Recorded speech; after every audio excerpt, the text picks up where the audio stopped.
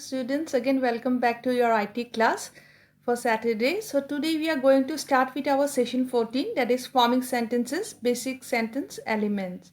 So before starting our today's session, let's have a small recap of what we have done in our last two sessions. So as you can remember, in the last session we have done our session number 12 and session 13. So in session 12 we had done about framing questions. So let's have a small recap. I recall from our previous class, that is framing questions session 12. So if you can remember, in the last class in session 12, so we had done about yes and no questions. Now what are yes and no questions? These are those type of questions to which the answer is always yes or no. We make yes or no questions by putting the subject after the first part of the verb. Now for example, if you can see here, they are working hard. This is an example, a sentence here. Now if you change this to a question, okay, it will be like, are they working hard? You can see are is coming before they, right? So are they working hard? Now you can see the answer to this question will be either yes or no, right? Now same way we have done about WH questions. Now what are these WH questions? Now WH questions are those type of questions which are formed with WH words. Now these WH words are what, when, where, who, which, why and how. Okay, these are WH words. Okay, and the questions which starts with WH words are called as WH questions. Now we use the clauses with a WH word. Like for example, you can see what are you doing, who ate all the pies, how do you go to school. Now these are the different examples of WH questions. Alright, so this was from our session 12, that is framing questions. Now next was our session number 13, right, where we had done sentence formation.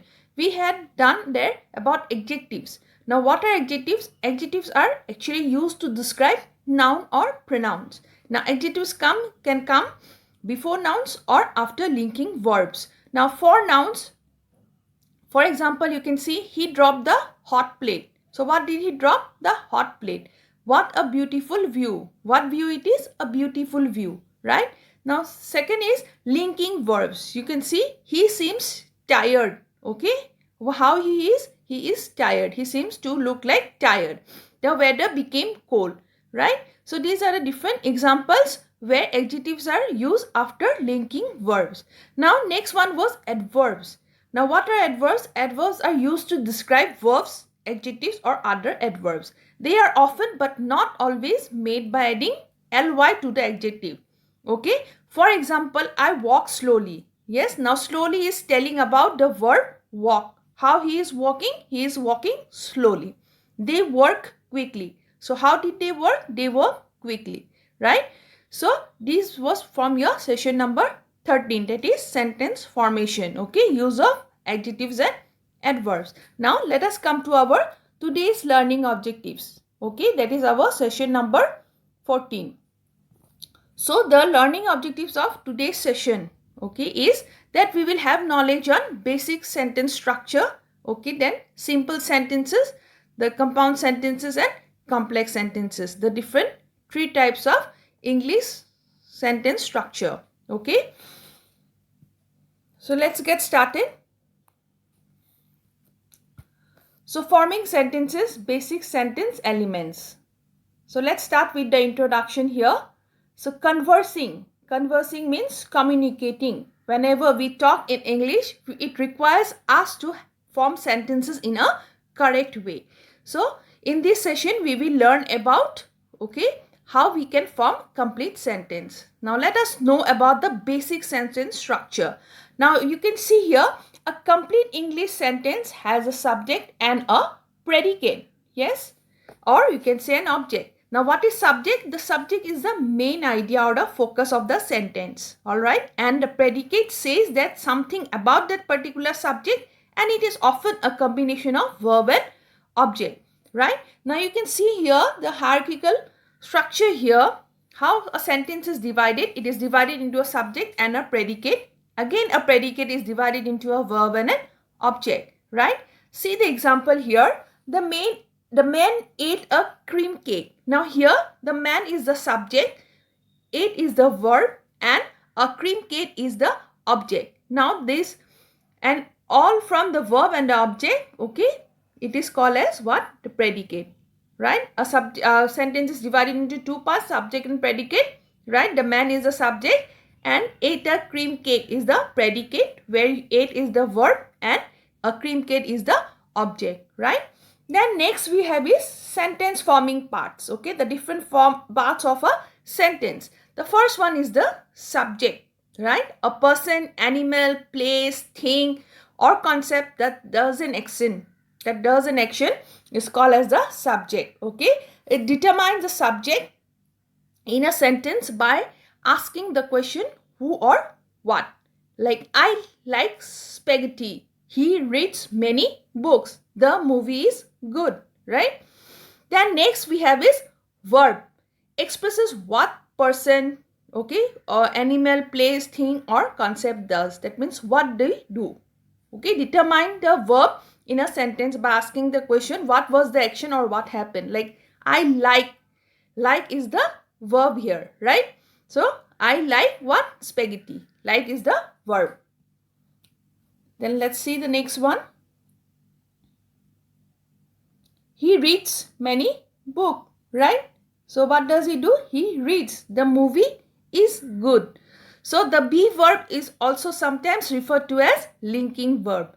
In this, it links the subject. In this case, movie to the complement or the subject or the predicate of the sentence. In this case is good, right?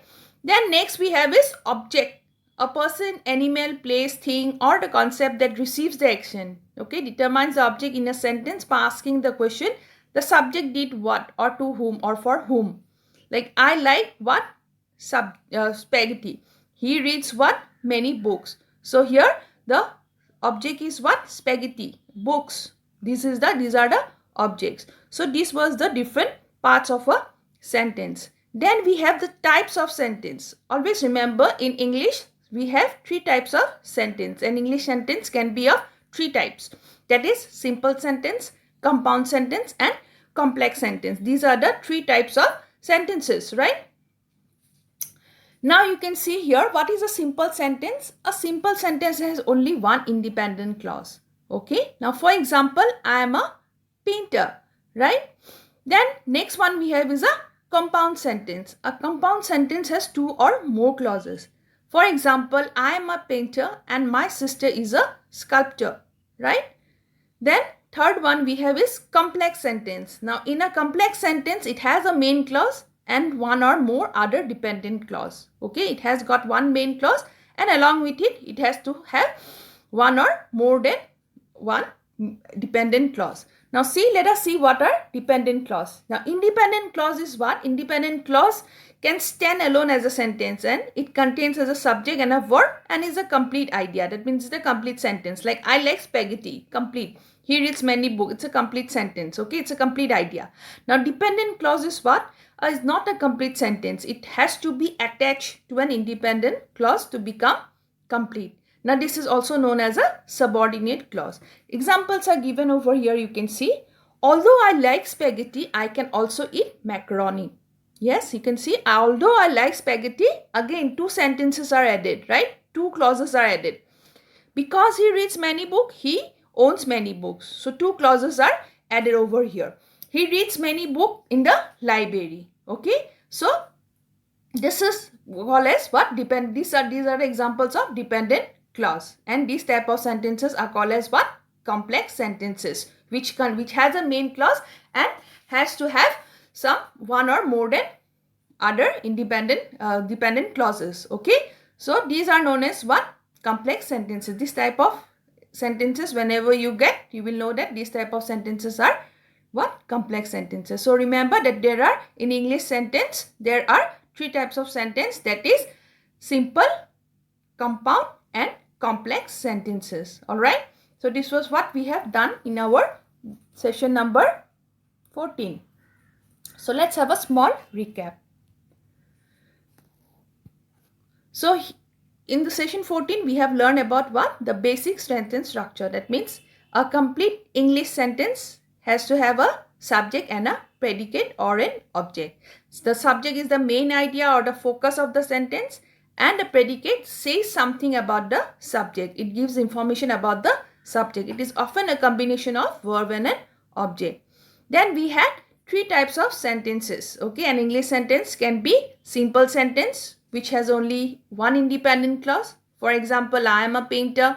Compound sentence which has two or more clauses. Okay, for example, I am a painter and my sister is a sculptor. Okay, then third one is complex sentence which has a main clause and one or more other dependent clause. Example, although I like spaghetti, I can also eat macaroni. You can see two clauses are joined together. So these type of sentences are called as complex sentences. So this was all from your session number 14. Okay. Now let's go to our session number 15. Right. So session 15 is the last session from communication skills. Here we have sentence formation part 4. Okay. Where we will learn about passive and active voice. So the learning objectives of today's session here, session 15, is we will have knowledge on active voice and passive voice. Okay, so here we have session number 15, sentence formation. So active and passive voice. So we have learned about now the basic form of a sentence as a subject plus verb plus object. Okay. Now this is called as the active voice form of a sentence. Sentence can be in passive voice too. For example, you can say something in two ways. Okay. First one is I read newspaper. It is a active voice. Okay. Newspaper is read by me is passive voice. Passive voice is used when the focus is on action and not on the subject. Okay. For example, my bike was stolen. Passive, my bike was stolen, right? It's conveying the fact that the bike was stolen rather than telling that who did it. Okay. You can see the difference between the active voice and the passive voice, right? Now, some things which you have to remember. So, converting from active voice to passive voice, you have to remember this. So, when we rewrite active sentences into passive sentence, passive voice, note the following. That is, the object of the active sentence becomes the subject of the passive sentence, and the finite form of the verb is changed from to be, that is past particle, to the third form of the verb, and the subject of the active sentence becomes the object of the passive sentence. Okay, or is dropped sometimes. Consider these examples. You can see from this example. Subra sing a song. Okay, Subra sings a song. Subra is the subject, sing is the verb, a song is the object, right? Now you see how it is. This is active. How it is changed to passive, you can see here. A song is to be verb, right? Sung, third form of verb by Subra. Now how this is changed to a passive voice. Okay. So here you can see, note, to be form of the verb depends on the tense of the sentence. If the tense is present, then to be form will be is. Okay. You can see sings, Subra sings, not sing. So you can see it's not present, right? Sorry, it is present. It is not past. So, and if the tense is past, the to be form will be was or were. And if the tense is future, then to be form will be shall be or will be. Okay, just remember, if it is present, it will be is. And if it is past, it will be was or were. And if it is future, it will be shall be or will be. Okay, so this is how you write the sentences from active to passive. Okay, so here you can see some more examples are given here. Noor painted this box. Noor is the subject, painted is the verb, and this box is the object. So here you can see how it is again converted to a passive voice, past tense. Here you can see, so this box was the to be verb, right? Painted, third form of verb by Noor. So here you can see past. So it is changed to was. Then you can see third example, Tanisha will represent our school. So future, she will represent, Tanisha will represent. So you can see it is changed into will be. The to be verb has changed into will be. So our school will be represented by Tanisha. So these are the different examples how you are going to change a sentence, active sentence to a passive sentence using the different forms of verbs. Okay, the to be form of verbs. Okay, according to present, past and future. So here you can see some more example are given. Following table summarizes the rules, that is V3 means the third form of the verb. So here it is nicely given here, the tenses present, past and future. So simple, in simple sentences it will be to be plus V3. So you can see the third form of verb, am, is, are, past will be was, were, and future will be shall or will. You can see again in the continuous sentences it will be to be plus being V3, am, is or are, and past will be was, were, and future it will be remains as it is. Again you can see perfect, in perfect sentence it will be again to be plus have been. Okay, so again from present it will be changed to have, has, and past it will be had, and in future it will be will have been. Okay, so this is how you change according to the sentence you get in your active sentences to passive. Okay, so this was all about your active and passive voice. So let us have a small summary of session 15. So here we have learned about, in this session 15, about active voice. That is, the basic form of a sentence is subject plus verb plus object, and this is called as the active voice form of a sentence. For example, I read newspaper. Okay, Rita writes a letter. These are active voice. Then we have passive voice. Passive voice is used when the focus is on action and not on the subject. Okay, it was on the action. My bike was stolen. So what happened to the bike? It was stolen. So it was the focus is on the action but not on the bike. Okay, who stole the bike? The focus is not on there. So these type of sentences are called as passive voice. So for example, you can see in this particular example, it is conveying the fact that the bike was stolen rather than telling that who did it. Now, for example, some examples of passive voice are newspaper is read by me. Okay, newspaper is read by me. A letter is written by Rita. You can see how the sentences change. Okay, how it is in active voice and how the sentence is changed while it becomes a passive. Okay, and I read newspaper is an active sentence, and newspaper is read by me, it becomes a passive sentence. Rita writes a letter is written by Rita. So this is how you change a sentence from active voice to passive voice. Alright, so today only up to here. Please go through the video once again. Alright, then any doubt please ask me, and after this I have some assignment on session 14 and 15. Please complete it and submit to me, and at the same time keep learning, and in a very short while I'll let you know the date for your chapter tests. Okay, thank you. Have a nice day.